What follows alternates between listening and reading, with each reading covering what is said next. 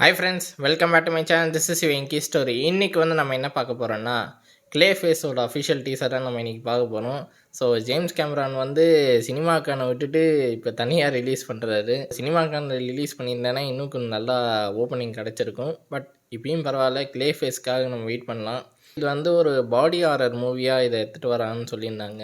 So நம்ம இதுக்கு முன்னாடி இந்த மம்மி பார்த்துருப்போம், இப்போ ரிலீஸ் ஆகிருக்கு. அதுவும் பாடி ஹாரர் ஃபேஸில் தான் பண்ணியிருப்பாங்க. அது நல்லா இருந்தது.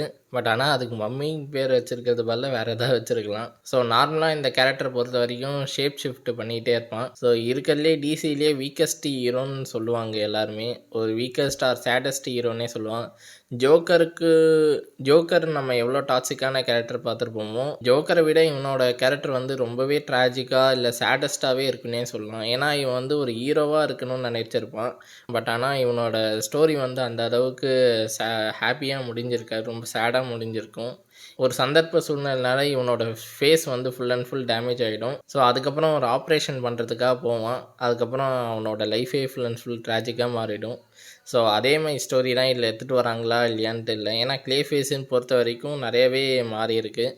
அவங்களோட ஸ்டோரிஸ் நிறையவே டிஃப்ரெண்ட்டாக இருக்கும். பட் ஆனால் காமனான கோர் பாயிண்ட் எப்படின்னாலும் ஒரே மாதிரி தான் இருக்குன்னே சொல்லலாம் அவங்களோட ஸ்டோரி ஸோ அந்த வகையில் இவங்களோட கேரக்டர் என்னமே எடுத்துகிட்டு போகிறாங்கன்றது தெரியல.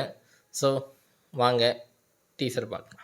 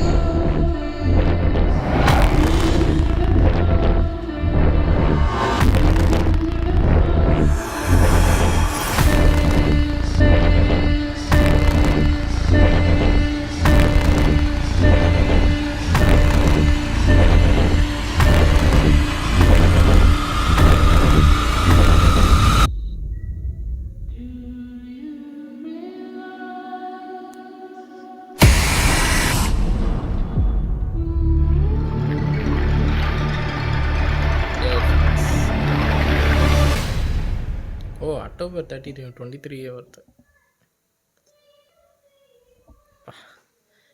ஃபர்ஸ்ட் ஆஃப் ஆல் இது மேட்ரிக்ஸ் எடுக்கிற மாதிரி தான் இருந்தது. அதுக்கப்புறம்னா ஜேம்ஸ் கன் இது எடுக்கிறதா சொல்லிட்டாங்க.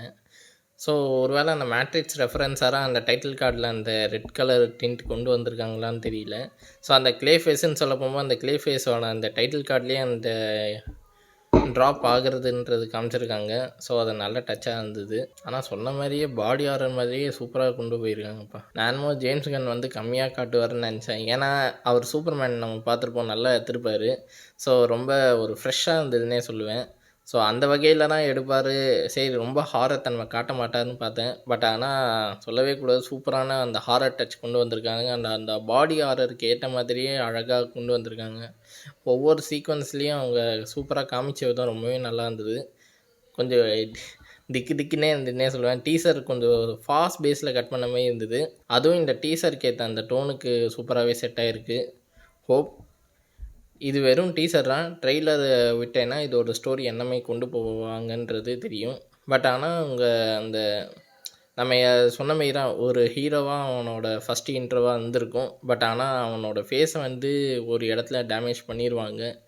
அதுக்கப்புறம் அவனால் எதுவுமே பண்ண முடியாது. அதுக்கப்புறம் ஒரு ஹீரோ வில்லனாக எப்படி அவன் மாறுறான்றது ஒரு ஸ்டோரியாக எடுத்துகிட்டு போவாங்கன்னு நினைக்கிறேன் எனக்கு தெரிஞ்ச வரைக்கும். ஸோ அவனுக்கான ஜஸ்டிஃபிகேஷன் அவன் பண்ண போகிறான்றது இந்த படத்தில் காட்டுவாங்கன்னு நினைக்கிறேன்.